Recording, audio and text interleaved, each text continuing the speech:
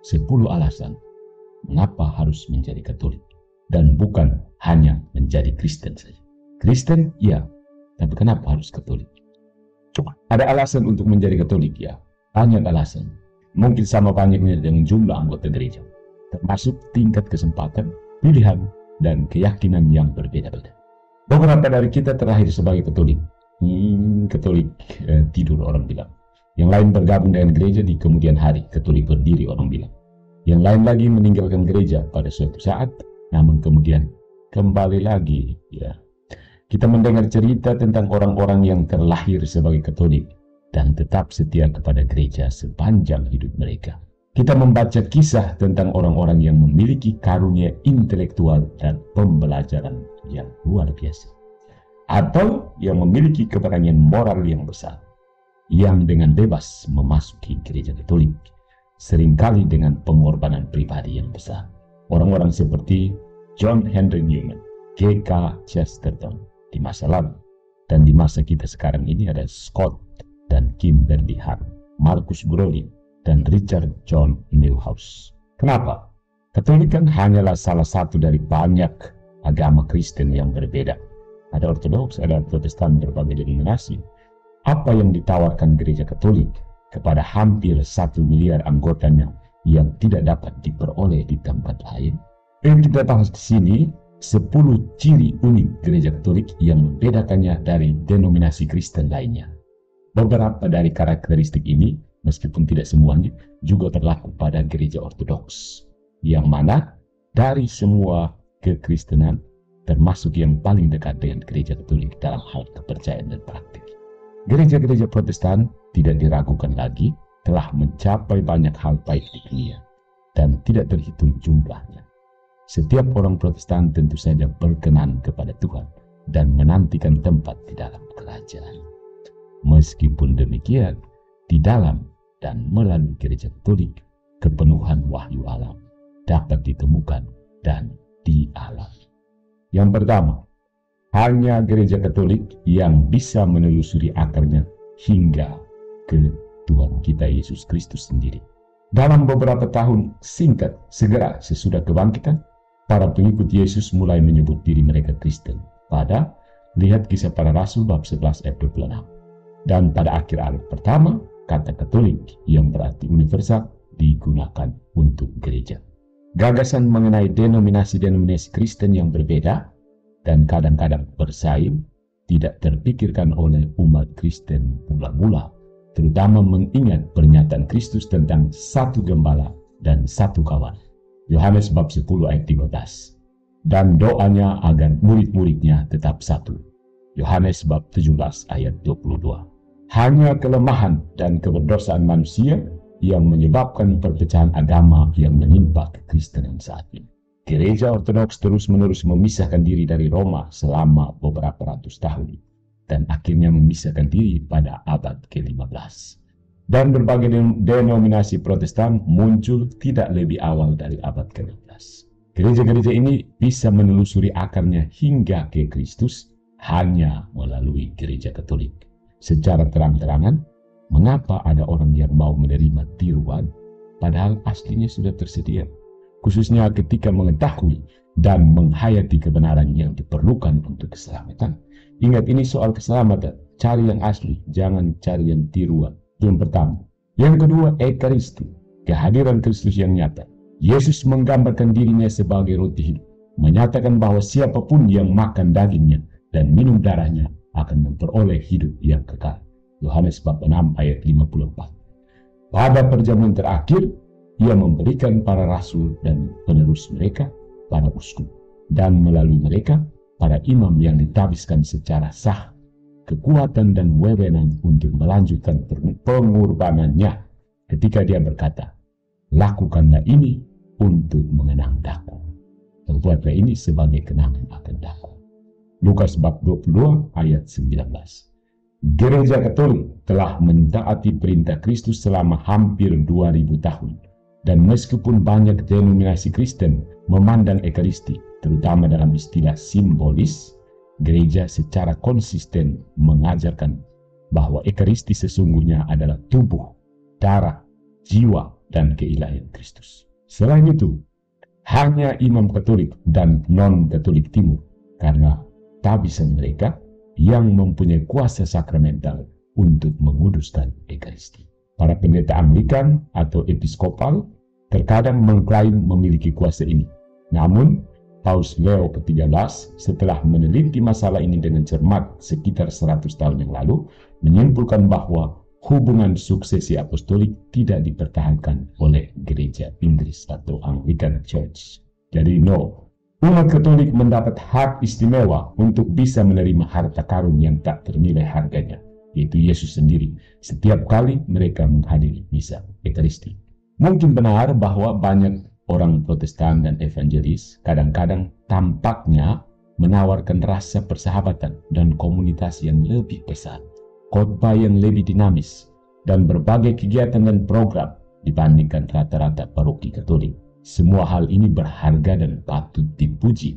Tetapi bagi seorang Katolik, untuk memberikan prioritas yang lebih tinggi daripada Ekaristi adalah sama dengan Esau menjual hak kesulungannya demi sepiring sup. Lihat Kejadian bab 25 ayat 29 sampai 34. Jika kita benar-benar memahami betapa menakjubkannya anugerah Ekaristi, tidak seorang pun di antara kita akan mempertimbangkan untuk meninggalkan gereja. Dan teladan kita akan menarik banyak orang ke dalam gereja Katolik. Yang ketiga, berbeda dengan umat Kristiani lainnya, umat Katolik mempunyai pemahaman yang penuh sakramental mengenai aktivitas penyelamatan Tuhan. Kata sakramental di sini digunakan dalam 3 pengertian yang berbeda. Pertama, kita mempunyai pengertian inkarnasional, inkarnasi ya, yang berarti bahwa Tuhan bisa dikenal dan dialami di dalam dan melalui ciptaannya. Agama Katolik selalu ingat bahwa Tuhan memandang ciptaannya dan menyatakannya baik. Optimisme dalam gereja Katolik. Lihat Kejadian bab 1 ayat 31. Jadi, alih-alih curiga terhadap aktivitas manusia dan dunia material, gereja seringkali mendorong manusia untuk mengembangkan dan menggunakan kemampuan mereka serta melakukan segala hal demi kemuliaan Allah yang lebih besar. Tidak mengherankan jika beberapa karya seni, arsitektur, dan musik terbesar umat manusia telah dilaksanakan dan dilestarikan oleh gereja. Wolfgang Amadeus Mozart. Arti kedua dari sakramental digunakan di sini sebagai kata sifat mengacu pada Ekaristi dan 6 sakramen lainnya yang merupakan tanda-tanda nyata dan sumber rahmat Allah yang aktif di dunia. Tuhan sebagai pencipta kita menyadari sepenuhnya keterbatasan manusia kita. Karena manusia adalah tubuh dan jiwa atau roh, Tuhan berhubungan dengan kita tidak hanya dengan cara yang tidak terlihat. Mengaku langsung kepada Tuhan, bagaimana caranya? Tetapi juga melalui gerak tubuh manusia dan benda-benda materi yang dapat kita lihat, kita dengar, kita sentuh, dan kita cicipi. Roti, anggur, air, minyak, kata-kata, musik, dan sebagainya. Bahkan arsitektur, patung, dupa, semuanya itu merangsang panca indera. Kebanyakan orang Kristen sepakat mengenai kebutuhan penting akan air untuk pembaptisan, namun umat Protestan tidak konsisten dalam memperlakukan tindakan suci lainnya yang Yesus berikan kepada gereja sebagai sakramen. Ketiga, kata benda sakramental, sakramentali, mengacu pada benda atau isyarat yang diberkati. Itu punya rosario, kita punya berkat kandang babi, kita punya berkat benih yang berutara, yang bagi mereka yang beriman dapat menjadi pengalaman atau sumber rahmat Tuhan.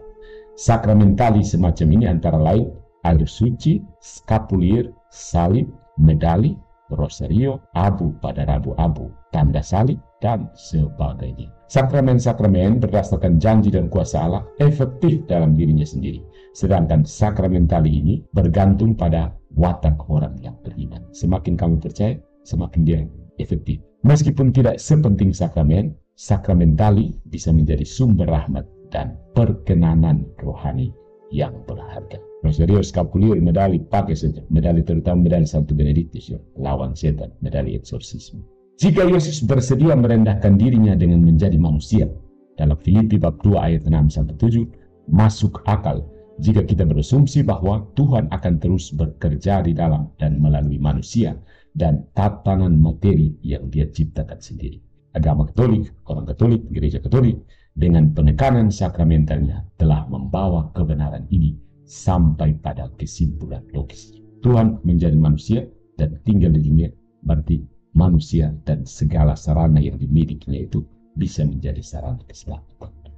Poin yang keempat, karena magisterium gereja, umat Katolik mendapat jaminan bahwa kepercayaan mereka adalah kebenaran yang diwahyukan secara ilahi, bukan tafsiran dan opini manusia. Selain menanyai para rasul tentang apa yang mereka dan orang lain percaya mengenai identitasnya, lihat Markus bab 8 ayat 27-29, Yesus tidak pernah melakukan pemungutan suara atau jajak pendapat atau mengatakan kepada para pengikutnya, inilah yang saya pikirkan secara pribadi, ini opini pribadi. Tetapi kamulah yang memutuskan sendiri apa yang harus kamu percaya. Tidak seperti itu. Sebaliknya, dia datang untuk mewartakan kebenaran Allah. Yohanes bab 18 ayat 37. Dan ia mempercayakan otoritas pengajaran atau magisterium yang sama kepada gerejanya. Lukas bab 10 ayat 16. Tidak masuk akal untuk percaya bahwa Yesus, sabda Allah yang kekal, bersusah payah menjadi manusia, mendirikan gereja, dan mati di kayu salib untuk menyelamatkan kita dari dosa-dosa kita, tanpa memberikan jaminan bahwa gereja terus melestarikannya dan mewartakan ajarannya dengan setia. Tidak bisa satu datang ambil Alkitab, baca sendiri, buat komunitas. Tidak ada. Yesus mengikuti nasihatnya sendiri dengan membangun gerejanya di atas landasan kesetiaan dan kebenaran yang kokoh. Matius bab 7 ayat 24-25, dan di atas batu karang iman Petrus. Matius bab 16 ayat 18-19. Otoritas pengajaran yang diberikan secara ilahi ini tidak hanya menjamin pernyataan-pernyataan gereja mengenai iman dan moral yang akan bebas dari kesalahan, namun juga berfungsi sebagai sumber dan ukuran kesatuan. Ini adalah sesuatu yang tidak dimiliki oleh semua denominasi Protestan, dan hasilnya hanya tinggal catatan sejarah. Ketika Luther dan rekan-rekannya menetapkan presiden untuk memprotes dan menolak otoritas pengajaran gereja, tidak ada yang bisa mencegah protes di kemudian hari terhadap otoritas yang mereka proklamirkan sendiri. Jadi Luther protes gereja, begitu orang protes Luther lagi siap menghalang. Proses penafsiran ulang kitab suci secara terus-menerus telah mencapai titik di mana saat ini, menurut World Christian Encyclopedia dari Oxford, terdapat lebih dari 20.000 denominasi Protestan dengan penafsiran Injil mereka sendiri yang seringkali bertentangan dan masing-masing mengaku memiliki pemahaman yang benar tentang wahyu ilahi. Wah, pusing gitu. Mana yang benar yang 20.000? Itu magisterium pentingnya. Jadi kalau Luther sudah protes dan orang protes Luther lagi, kalau orang protes dari orang yang protes Luther, siap mau tangkis. Jadi akan terus membelah diri. Yang kelima, Gereja Katolik lebih dari gereja lainnya memberikan penghormatan yang pantas kepada Bunda Allah. Pantas dan layak. Ada sebuah cerita seperti ini. Sebuah cerita tentang upaya sebuah kota kecil untuk menciptakan kandang ekumenis di luar ruangan. Seorang pendeta Protestan berkata kepada imam Katolik setempat, kita bisa memasukkan semua karakter yang disebutkan dalam Alkitab, kecuali kita tidak memasukkan Maria. Kalau tidak, adegannya akan terlihat terlalu Katolik.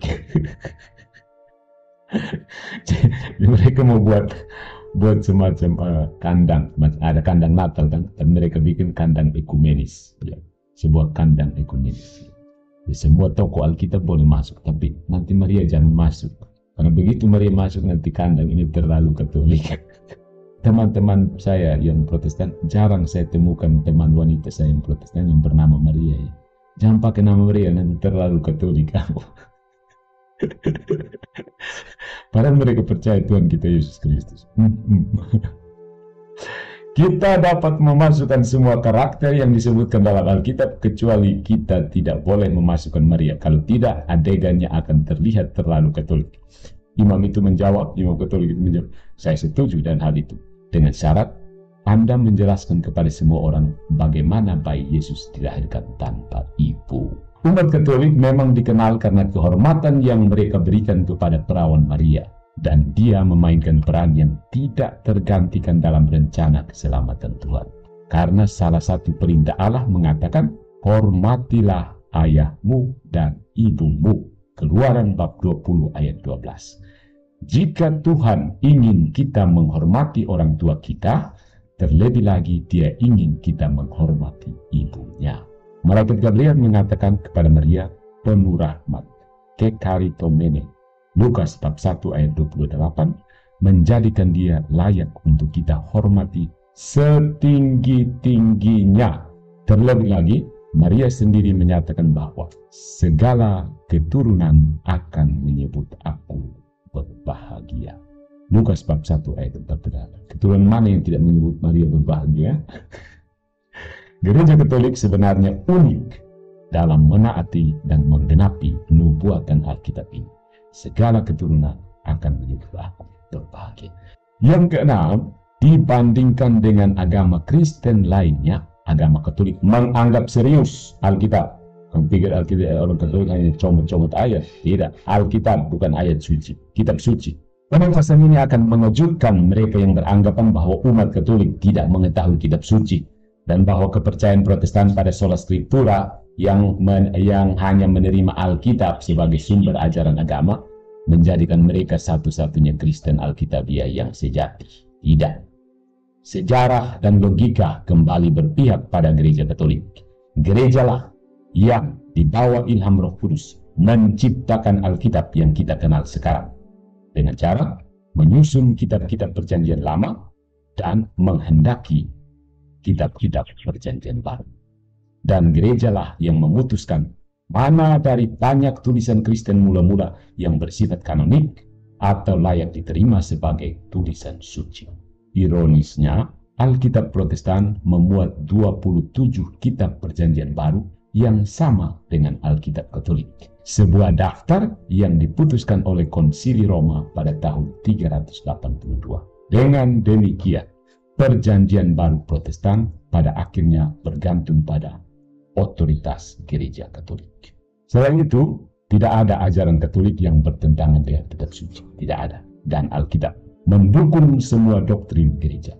Umat Protestan menolak banyak kepercayaan Katolik. Namun dalam melakukan hal ini, mereka harus mengabaikan atau menafsirkan ulang apa yang dengan jelas dikatakan dalam kitab suci. Misalnya, pemahaman Protestan yang tersebar luas bahwa Ekaristi hanyalah simbolik. Sangat bertentangan dengan kata-kata Tuhan kita dalam Yohanes bab 6. Dagingku adalah benar-benar makanan dan darahku adalah benar-benar minuman. Simbol. Itu bukan simbol lagi. Dan juga catatan mengenai perjamuan terakhir. Inilah tubuhku, inilah darahku. Markus bab 14 ayat 22 sampai 24. Menolak otoritas Paus juga merupakan penolakan terhadap kata-kata Kristus kepada Petrus yang melaluinya dia memberi kunci kerajaan surga dan wewenang untuk mengikat dan melepaskan. Matius bab 16 ayat 18 sampai 19. Menolak realitas pengampunan dosa melalui pengakuan dosa atau sakramen rekonsiliasi juga merupakan penyangkalan terhadap kata-kata Yesus yang telah bangkit kepada para rasul. Yohanes bab 20 ayat 22 sampai 23, yang mana dia memberi mereka kuasa untuk mengampuni dosa atas namanya. Ketidakpercayaan pada otoritas pengajaran gereja juga merupakan ketidakpercayaan terhadap perintah Tuhan kita untuk mengajar dan membaptis semua bangsa, dan pada janjinya untuk selalu tinggal bersama gereja. Matius bab 28 ayat 19 sampai 20. Kelemahan lebih lanjut dari posisi Protestan terletak pada gagasan sola scriptura itu sendiri. Alkitab tidak pernah mengatakan bahwa hanya kitab suci yang merupakan satu-satunya sumber wahyu ilahi, Namun ada banyak referensi tentang tradisi dan otoritas pengajaran gereja. Matius bab 18 ayat 15 sampai 18. Yohanes bab 14 ayat 16. Bab 14 ayat 25 sampai 26. Bab 21 ayat 25. 1 Korintus bab 11 ayat 21. Efesus bab 3 ayat 10 sampai 11. 2 Tesalonika bab 2 ayat 15. Banyak teman-teman kita umat Protestan yang sangat-sangat pandai mengutip Alkitab, kita akui. Namun, jika dilihat dari keseluruhan pesannya, Gereja Katoliklah yang hidup berdasarkan Alkitab. Orang Katolik itu tidak tahu kutip Alkitab, tapi yang hidup menurut Alkitab itu orang Katolik. Yang ketujuh, gereja telah bertahan dan bahkan berkembang selama hampir 2000 tahun, terlepas dari segala bentuk penganiayaan, pertentangan, dan kesulitan serta protes sana-sini. Yesus berjanji bahwa gerbang neraka tidak akan menguasai gereja. Matius 16 ayat 18. Dan sejarah mencatat banyak contoh serangan setan yang kejam, namun tidak berhasil terhadap tubuh Kristus. Gereja telah bertahan dari berbagai ajaran sesat dan perpecahan, serta penganiayaan sengit yang berlangsung sejak zaman Nero dan Diocletianus hingga abad ke-20 yang berdarah-darah. Agama Katolik telah melewati nabi-nabi palsu dan anti-paus, peperangan, kerusuhan sipil, wabah penyakit, bencana alam, invasi barbar, dan keruntuhan masyarakat. Tubuh Kristus meskipun sering terluka, telah memperbarui dirinya sendiri setelah serangan rasionalisme dan pencerahan Renaissance. Intrik politik raja dan pangeran, kekerasan massa dan diktator, campur tangan kaisar, dan bahkan pemerintahan yang pendosa dan para paus dan uskup yang tidak kompeten. Napoleon Bonaparte adalah seorang penganiaya gereja yang mengatakan, bangsa-bangsa di bumi lenyap dan tahta-tahta jatuh ke tanah. Hanya gereja yang tersisa.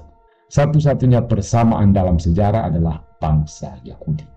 Bangsa yang sering dianiaya, dicemooh, ditindas, dan diasingkan, namun secara ajaib tetap terpelihara selama ribuan tahun. Karena orang-orang Yahudi adalah umat pilihan Tuhan, pemeliharaan ilahi telah bekerja dengan cara yang penuh kuasa demi kepentingan mereka. Fakta inilah yang menjelaskan keajaiban keberadaan mereka. Itu Israel ya, bangsa Israel. Sebagai Israel baru, lihat Roma bab 11 ayat 17, gereja juga merupakan penerima bimbingan dan perlindungan Allah yang terus-menerus dan akan tetap demikian sampai akhir zaman. 4 ciri gereja yang sejati adalah gereja yang satu, kudus, katolik, dan apostolik. Ini semua orang hafal di luar kepala. Gereja sejati juga menentangnya. Sama seperti Yesus yang merupakan tanda kontradiksi dan batu sandungan 1 Korintus bab 1 ayat 23. Demikian pula gerejanya adalah penangkal kebencian, fitnah, kesalahpahaman, kecurigaan, dan pertentangan. Kristus mengatakan kepada para pengikutnya untuk mengantisipasi permusuhan dunia, karena mereka bukan bagian dari dunia. Yohanes bab 15 ayat 18 sampai 19. Dan ia memperingatkan mereka bahwa beberapa orang bahkan mengaku melayani Allah dengan menganiaya mereka. Jadi orang-orang berpikir mereka sedang menganiaya Allah dengan membuli orang Katolik. Sekarang penganiayaan kan bukan bentuk kekerasan fisik lagi ya, kekerasan verbal sekarang. Jadi orang Katolik banyak dibully di media massa, dianggap sombong, farisi, suci, seperti yang dikatakan oleh Uskup Agung dan Martir Ignatius dari Antioquia. Kekristenan menunjukkan kehebatannya ketika dibenci oleh dunia.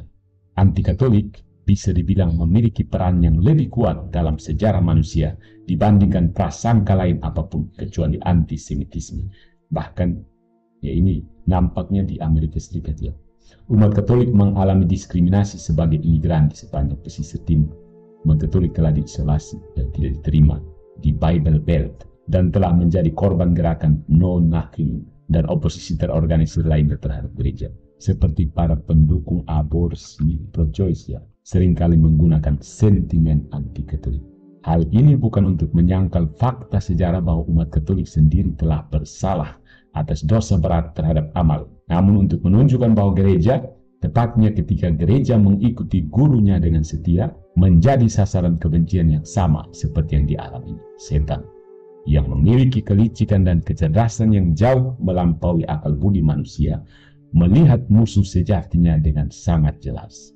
Serangan yang tak henti-hentinya terhadap gereja merupakan indikasi kuat akan pentingnya gereja dalam sejarah umat manusia. Yang kedelapan, dari semua agama Kristen, agama Katolik memiliki pemahaman paling akurat dan lengkap tentang sifat manusia. Kan sudah ada yang mulai komentar, ini narsis ya. Kebenaran ini khususnya berkaitan dengan 3 bidang: rekonsiliasi, ritual, dan teladan. Rekonsiliasi di sini mengacu pada fakta bahwa kita adalah orang-orang berdosa yang membutuhkan penebusan, dan proses ini berlangsung terus-menerus. Tidaklah cukup hanya dengan bertanya, seperti yang dilakukan banyak orang Protestan Injil. Apakah Anda sudah diselamatkan? Are you saved? Hal ini menunjukkan bahwa jika kita telah dilahirkan kembali dan telah menerima Yesus sebagai Tuhan dan Juru Selamat kita, keselamatan sudah terjamin dan tidak ada lagi yang diperlukan dari kita. Once saved, always saved, osas. Ya. Pemahaman seperti itu tidak hanya bertentangan dengan kitab suci yang berbicara tentang kemungkinan kehilangan keselamatan seseorang. Lihat 1 Korintus bab 9 ayat 27. Filipi bab 2 ayat 12-13, bab 3 ayat 10-12. Ini bertentangan dengan Alkitab dan juga sifat manusia, osas. Kita adalah manusia yang tidak sempurna, tidak pernah sepenuhnya bebas dari dosa. Sebagaimana dikatakan dalam kitab suci, orang benar pun jatuh 7 kali sehari. Wow. Amsal bab 24 ayat 16. Kita terus-menerus membutuhkan pengampunan, dan inilah sebabnya Yesus menetapkan bukan hanya baptisan, tetapi juga rekonsiliasi sebagai sakramen. Praktek spiritual penting lainnya yang dipromosikan oleh gereja Katolik, doa, puasa, devosi kepada orang-orang kudus, tindakan penebusan dosa, penitensi, dan sebagainya itu dirancang untuk membantu kita dalam upaya berkelanjutan, untuk bertumbuh dalam kekudusan dan bekerja sama dengan rahmat ilahi dalam mengatasi dosa-dosa dan kesalahan-kesalahan kita. Yang pertama, rekonsiliasi, ritual. Nah, ini juga ada protes banyak orang tentang ritus-ritus dalam gereja Katolik. Ritual mengacu pada kebiasaan dan perilaku manusia yang dirancang untuk memfasilitasi interaksi sosial dan perayaan. Ritual ini mencakup tindakan sehari-hari seperti jabat tangan, mengucapkan Tuhan memberkatimu, dan meniup lilin pada kue ulang tahun. Contoh ritual Katolik antara lain memberkati diri sendiri dengan air suci, berlutut di depan tabernakel, dan membuat tanda salib. Calvin dan para reformator lainnya bertekad untuk memurnikan gereja mereka dari segala sesuatu yang mereka anggap sebagai tradisi manusia dan penampahan Injil. Mereka secara radikal menyederhanakan ibadah dan arsitektur gereja. Namun, para sosiolog telah menyadari bahwa ritual adalah bagian yang tidak terpisahkan dari budaya manusia dan merupakan bagian penting dari kehidupan manusia dan interaksi sosial. Lalu Yesus menjadi manusia, dia menerima ritus-ritus. Ritus peralihan dalam masyarakat yang mana generasi muda diberi kesempatan untuk menunjukkan kedewasaan mereka dan diterima sebagai orang dewasa, hanyalah salah satu contohnya. Ya. Ritus inisiasi kan, anak-anak jadi dewasa. Bahkan sebagian besar agama non-Kristen mengakui dan menanggapi kebutuhan dasar manusia, kebutuhan akan ritus. Gereja Katolik, agama Katolik, orang Katolik tidak seperti kebanyakan denominasi Protestan, tidak pernah berhenti melakukan hal yang sama. Yang ketiga, teladan. Teladan juga merupakan kebutuhan mendasar manusia. Manusia pada dasarnya bersifat sosial, dan sebagian besar pertumbuhan dan perkembangan pribadi dihasilkan dari peniruan. Sadar atau tidak, orang-orang tertentu yang berpengaruh, kita tiru orang dalam hidup sehari-hari, sebenarnya kita copy orang. Gereja Katolik menawarkan orang-orang kudus sebagai teladan yang patut ditiru. Venerasi terhadap orang-orang kudus dimulai ketika umat Kristiani mula-mula merayakan hari kematian para martir sebagai hari ulang tahun mereka menuju kehidupan kekal. Adat istiadat setempat dan akhirnya kebijakan resmi secara bertahap mengakui dan merayakan pria dan wanita suci lainnya sebagai teladan kepahlawanan dalam kebenaran. Orang-orang kudus tidak disembah, namun mereka dihargai dan dihormati karena mereka adalah bagian dari banyak saksi bagaikan awan. Ibrani bab 12 ayat 1, yang hidupnya memberi kesaksian tentang kebenaran Injil dan mengilhami orang-orang Kristen yang masih ada di bumi untuk bertekun dalam menjalankan tugas mereka, memikul salib mereka setiap hari. Supaya tekun pikul salib, kita perlu lihat teladan orang yang sudah selesai itu, sudah gol, masuk finish. Umat manusia, khususnya kaum muda, membutuhkan teladan dan berlawanan dengan bintang film yang egois, atlet yang dibayar terlalu tinggi, atau pendukung kemerosotan budaya dan kekerasan. Gereja menghadirkan sebagai contoh para pria, wanita, dan anak-anak yang benar-benar dapat menunjukkan jalannya kepada kita, jalan menuju kehidupan abadi dan kebahagiaan. Dan yang kesembilan, agama Katolik atau gereja Katolik atau orang Katolik mencerminkan hakikat surga lebih akurat dibandingkan agama-agama lain. Hal ini dapat dilihat dalam 3 cara berbeda. Pertama-tama, gereja mempunyai struktur hierarki, begitu juga surga. Ada 9 paduan suara malaikat yang berbeda, masing-masing dengan fungsi dan pangkat berbeda. Selain itu, meskipun semua orang dalam kerajaan Allah adalah orang-orang kudus, beberapa orang bahkan lebih kekudusannya daripada yang lain. Tentu saja, perawan Maria adalah ilustrasi paling sempurna tentang hal ini. Selain itu, kata-kata Tuhan kita tentang yang terkecil dalam kerajaan surga lebih besar daripada Yohanes Pembaptis selama hidupnya di dunia. Matius bab 11 ayat 11. Ini menunjukkan bahwa beberapa orang kudus memang mempunyai peringkat yang lebih tinggi. Pada saat yang sama, semua orang setara dalam arti ikut serta sepenuhnya dalam visio beatifika, visi bahagia, kontemplasi penuh kegembiraan dan menyeluruh terhadap Tuhan dan dalam kebahagiaan sempurna. Yang kedua, gereja bersifat universal. Dibandingkan dengan agama lain, agama Katolik dapat ditemukan di hampir setiap bangsa dan budaya, dengan anggota dari berbagai latar belakang dan status sosial. Seperti disebutkan sebelumnya, kata Katolik berarti universal. Penjangkauan misionaris Katolik telah mencakup seluruh dunia. Dalam hal ini, gereja meniru surga yang kewarganegaranya terdiri dari suatu kumpulan besar orang yang tidak dapat dihitung oleh siapapun dari setiap bangsa, ras, kaum, dan bahasa. Wahyu bab 7 ayat 9. Ciri ketiga gereja yang mencerminkan kerajaan Allah adalah dalam kedua kasus ini, semua anggotanya dipersatukan sebagai satu dengan tetap menjaga individualitas mereka. Setiap penghuni surga benar-benar terserap dalam kontemplasi kepada Tuhan, bersatu sempurna dengan semua malaikat dan wali dalam memuja dan memuji keagungan ilahi, sekaligus menjadi lebih hidup dan unik dibandingkan sebelumnya. Secara mistik, ibadat gereja di bumi, khususnya misa atau perayaan Ekaristi, tergabung dalam liturgi surgawi yang berkelanjutan ini. Agama Katolik ini mempunyai satu bentuk ibadat utama, yaitu misa dan sakramen, namun memberikan banyak devosi keagamaan, spiritualitas, ordo-ordo, institusi religius, dan kesempatan lain untuk melayani bagi mereka yang terpanggil pada panggilan tersebut. Ada banyak gerakan, termasuk gerakan karisma ini. Dalam konteks ini, satu ukuran jelas tidak cocok untuk semua. Dan gereja Katolik mengakui kebenaran ini, meskipun hal ini memberikan rasa kesatuan dan tujuan yang menghubungkan dunia ini dan akhirat. Poin yang ke-10 yang terakhir, the 10 points. Why are you Catholics? 10, karena berakar pada namun juga melampaui waktu dan sejarah, gereja mampu membantu anggotanya menemukan dan hidup berdasarkan kebenaran Allah yang tidak berubah. Jadi, sudah berakar pada sejarah dan melampaui sejarah, melampaui waktu yang begitu panjang, maka gereja bisa menjamin kebenaran Allah yang tidak berubah. Agama Kristen lainnya telah melakukan perubahan signifikan dalam moral dan ajaran agamanya, misalnya mengakhiri larangan kontrasepsi buatan. Luther dan para reformator lainnya menggemakan ajaran Katolik bahwa pengendalian kelahiran, birth control, adalah dosa besar, dan hal ini tetap menjadi pandangan Protestan selama 400 tahun.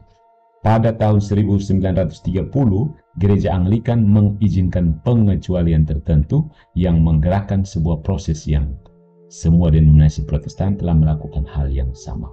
Dan isu yang terbaru itu, Gereja Katolik sebaliknya telah mempertahankan ajarannya mengenai isu ini selama hampir 2000 tahun. Agama Katolik ini sangat cocok untuk menjadi ketinggalan zaman dan kontra budaya. Ini merupakan tanda penting keasliannya, karena kebenaran objektif seringkali tidak populer atau dianggap tidak relevan atau ketinggalan zaman. Namun gereja Kristus yang sejati tetap harus mewartakannya. Makanya orang Katolik tidak maju-maju, ketinggalan zaman, kuno, fanatik, kolot. Selain itu, gereja karena kehadiran dan prestise internasionalnya merupakan kekuatan politik yang kuat, seperti yang ditunjukkan oleh peran Paus Yohanes Paulus II dalam runtuhnya Kekaisaran Soviet dan pembebasan Eropa Timur. Para pejabat gereja seringkali mampu bekerja di belakang layar dalam menengahi konflik dan membela hak-hak kaum tertindas. Ingat Uskup Belo di Timor Leste, sambil tetap setia pada misi gereja di dunia lain. Yesus berdoa agar murid-muridnya dikuduskan dalam kebenaran, karena mereka ada di dunia ini, namun bukan milik dunia. Yohanes bab 17 ayat 11-18. Melalui gereja Katolik, doanya telah dan terus terkabul. Inilah 10 alasan penting untuk tidak hanya sekedar menjadi Kristen, namun mencari kepenuhan wahyu Allah melalui gereja Katolik, satu-satunya gereja Kristus yang sejati. Alasan-alasan ini tidak berarti bahwa umat Katolik sebagai individu adalah sempurna atau tidak berdosa, atau bahwa mereka selalu mengikuti ajaran dan semangat Tuhan kita. Tidak. Gereja dengan bebas mengakui perilaku berdosa dan tidak kristiani dari banyak pemimpin dan anggotanya sepanjang sejarah. 10 alasan yang disebutkan tadi juga bukan merupakan penolakan terhadap pentingnya bekerja sama dengan saudara-saudari Protestan, atau kebenaran bahwa kita memiliki banyak pelajaran penting yang dapat dipelajari dari mereka. Baca Alkitab, khususnya dalam bidang dakwah dan komitmen pribadi terhadap evangelisasi. Para anggota gereja berdosa dan kudus, duniawi dan surgawi, serta tidak sempurna dan tidak lengkap, namun menjalani proses pengurusan. Proses ini adalah proses yang harus melibatkan setiap individu umat Katolik dan proses yang mengharuskan semua orang untuk ikut ambil bagian. Banyak orang Katolik yang terbiasa tertidur dan tidak menganggap serius imannya. Dan Tuhan memanggil kita masing-masing secara pribadi. Adalah tugas kita bukan hanya untuk menjadi anggota dan percaya pada gereja, namun juga membela dan memajukannya. Seperti yang Yesus katakan, banyak diharapkan dari mereka yang diberi banyak. Mereka yang diberi banyak akan dituntut banyak pula. Lukas bab 12 ayat 40. Jadi kita memenuhi kepenuhan Kristus, tuntutan kita juga besar sekali. Kita sebagai umat Katolik bisa mengklaim diri kita sendiri yang memiliki kepenuhan wahyu dan bimbingan Tuhan. Inilah alasan bagi kita untuk bersukacita dan memperbarui komitmen kita dalam menghayati dan membagi.